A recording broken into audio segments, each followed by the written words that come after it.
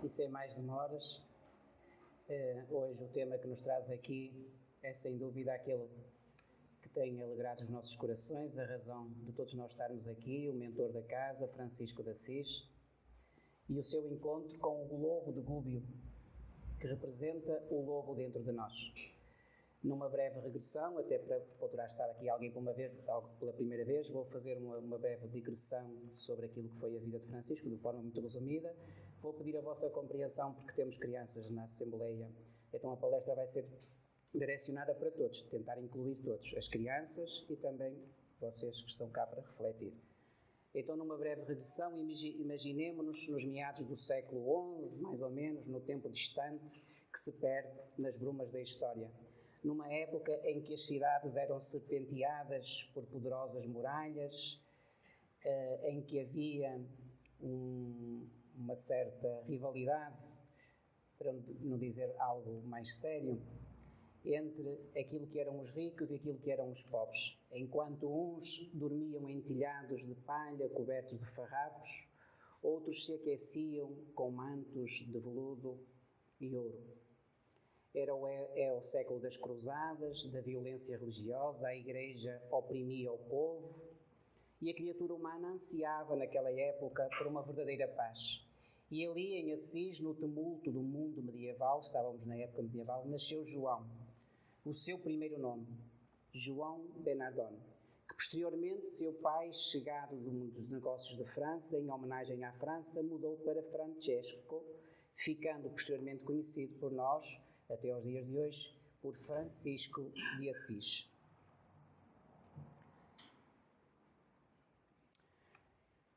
Francisco era filho de um rico comerciante de tecidos, nasceu num lar de luxo e privilégios, e a cidade de Assis era uma cidade pacata até então, cercada por montanhas, por campos verdejantes, parecia distante da turbulência dos grandes centros. Mas o jovem Francisco, na sua alma vibrante, era uma criatura do mundo, um jovem como os do nosso tempo. Tinha sonhos de glória, gostava de banquetes, tornou-se poeta e trovador, gostava de farra, era alegre, jovial, divertido, buscava o prazer, a aprovação dos outros, aquilo que todos os jovens normalmente costumam procurar. Francisco, um jovem apaixonado, logo percebeu que as riquezas e honras da guerra, da qual se fizera cavaleiro, não lhe aqueciam a alma. E foi ao toque da dor, do sofrimento, da solidão ou da solitude, portanto, a sós consigo mesmo, que Francisco encontrou o caminho para a verdadeira transformação. Encontrou esse caminho não nas batalhas externas, porque ele frequentou as lutas e depois teve uma doença, teve que regressar, e foi nesse silêncio que dentro do seu coração encontrou a quietude, a paz interior, onde o orgulho, a vaidade, o ego perdem o seu brilho. E Francisco, pai Francisco, assim carinhosamente chamado pelos seus seguidores, entretanto chamados de irmãos menores, foi entre as pedras de uma capela em ruínas que escutou um chamado dentro de si, que soou mais forte que qualquer outro canto de glória da vida humana. Ali, não entre as espadas, não entre as farras, não entre os cavalos, foi entre os pobres, os leprosos e os marginalizados. Foi entre aqueles que até então ele mesmo tinha repugnância. Ele chegou a descrever, por um discípulo seu, que tinha aversão aos próprios leprosos. E foi o seu primeiro encontro com um leproso que ele fez a grande transformação da sua vida. A vitória, e esta frase eu gostava que vocês fixassem porque é a base de toda a palestra. Portanto, onde a verdadeira vitória não estava em vencer as batalhas exteriores, mas em vencer-se a si mesmo. Este é o processo de crescimento de todos nós. É vencer-nos a nós mesmos, no combate interior.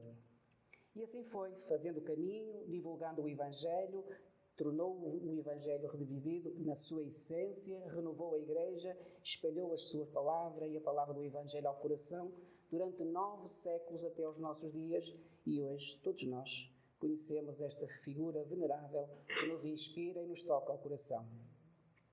Mas hoje particularmente convidamos a refletir sobre este encontro de Francisco de Assis com o lobo de Gúbio.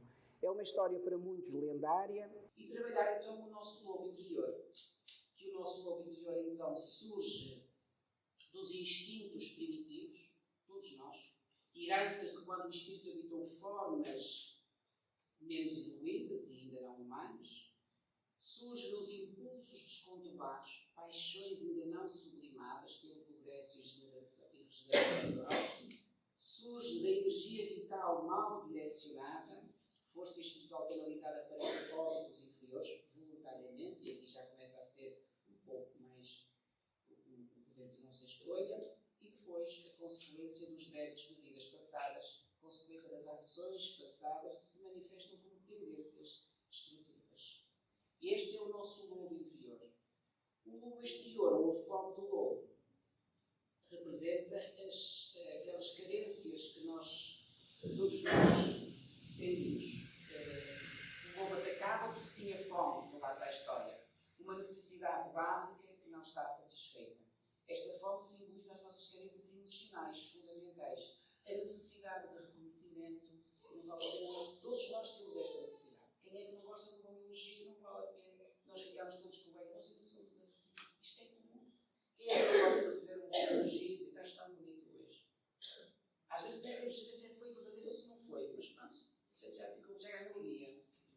Portanto, toda a gente gosta de ser reconhecido, o sentimento de pertença, toda a gente gosta de sentir que pertence a alguém, que pertence a algum grupo, sente-se engajado, sente-se participante, a falta de segurança, às vezes também descobre a falta de amor.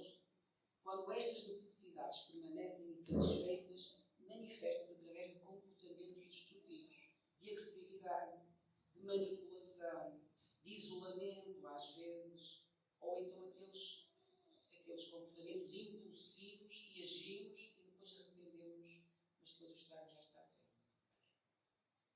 Então a genialidade de Francisco de Assis não foi sair a caçar o lobo, foi convidá-lo a refletir na necessidade de poder balizar os seus conhecimentos, entre aspas, de balizar com aquilo que já aprendeu, de poder mediar entre o bem e o mal, aquilo que melhor serve em cada ocasião. Diz-nos André Luiz que, no livro Caminho, Verdade e Vida, que a fome da alma é mais cruel que a fome do corpo. Aquela carência que falávamos, a necessidade de sentirmos que somos acolhidos, que somos escutados, que somos ouvidos. Tínhamos este coração aberto como Francisco de ouvir os outros. Tínhamos este coração para escutar a dor, o cansaço, de ouvir, de falarmos mais com os outros. Gostava de vos convidar a que viessem à casa espírita não somente quando não se sentem tão bem. Porque todos nós somos dadores de fluidos. E às vezes a gente diz assim, não é que hoje estou bem, depois acho que não preciso de ir à casa espírita. Mas quando eu estou bem, eu posso ir para dar de mim mesmo para que outros fiquem bem. Porque eu estou bem, mas eu não sei como estão os outros.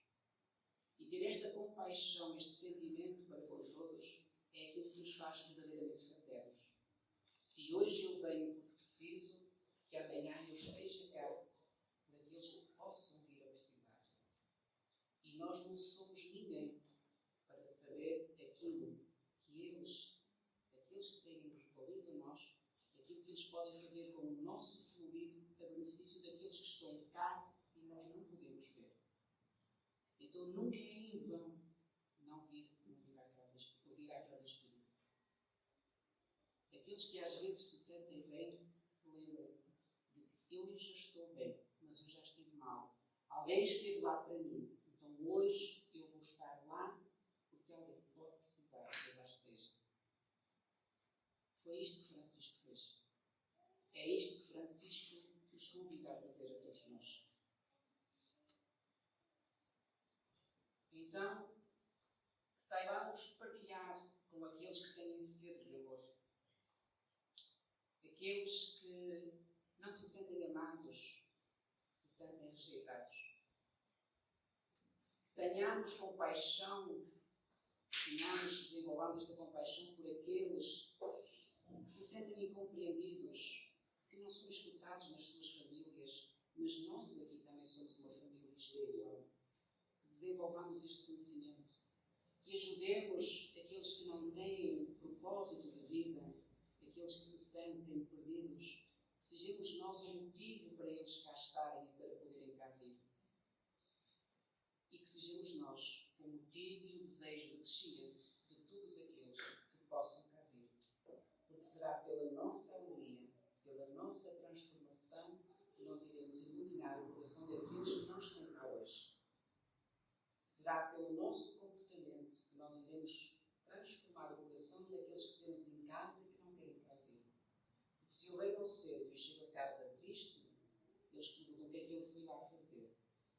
Mas se eu chego a casa e chego alegre, mesmo que a minha dor esteja ainda a latejar, se eu chego feliz, mas é que o meu pai veio feliz, o meu companheiro, a minha esposa veio feliz, então aquilo que perguntava a Jesus, Mestre, onde moras?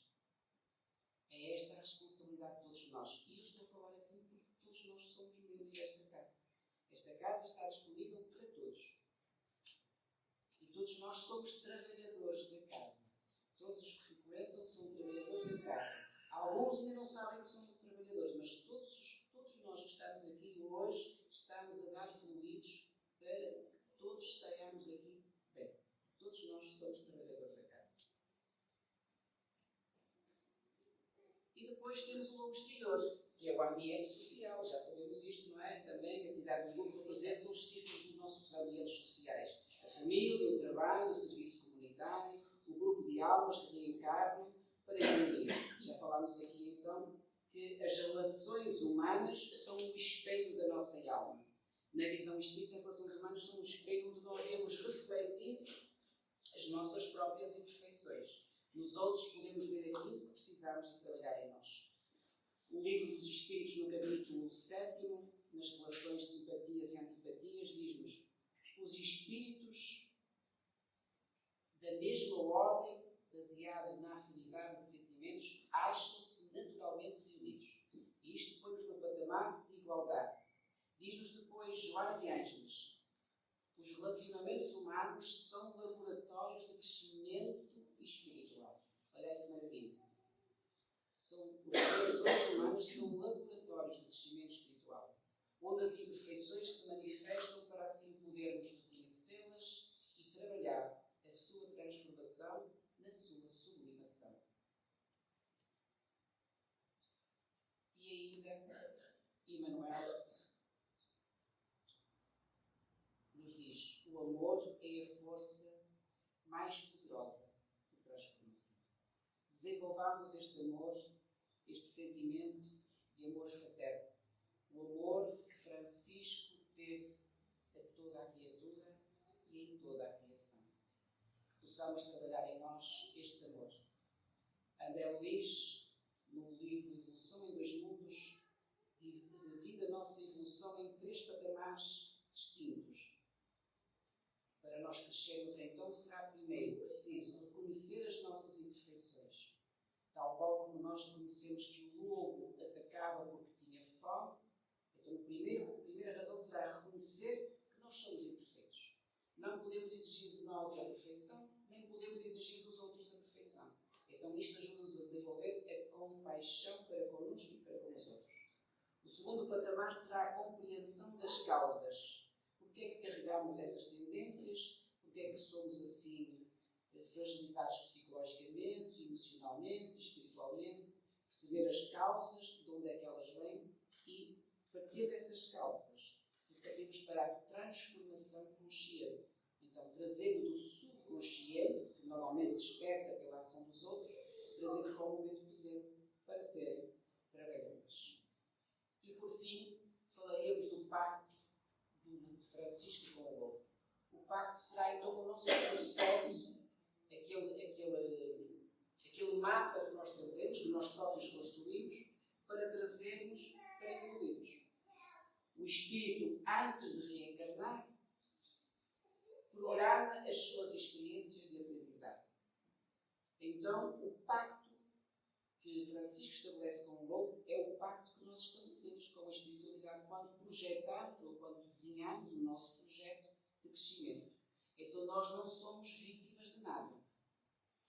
Nós somos as personagens principais da história que estamos a construir. Então nós temos que agir dessa forma. Nós temos aquilo que nós escolhemos. Custa. Às vezes é difícil de entender. Mas o outro. É sempre a culpa, é sempre o outro. Mas fomos nós que escolhemos assim. Fomos nós que entendemos para viver essas situações. Nós sabíamos que em determinada altura nós íamos passar por um momento difícil e aquela pessoa nos ia colocar em posição difícil. É difícil de entender, mas é verdade. E isto clarifica muita coisa. Embora a gente às vezes tenha dificuldade em entender. Há uma passagem do Evangelho em que Jesus nos convida: amai os vossos inimigos. Jesus veio falar para a individualidade. Jesus não veio falar para o povo. Se vocês repararem, todo o Evangelho, Jesus fala individualmente para cada um. Se Jesus fala individualmente para cada um, isto são os teólogos fariseus que estudam os Evangelhos, quando Jesus disse: amai os vossos inimigos, quem é o nosso maior inimigo?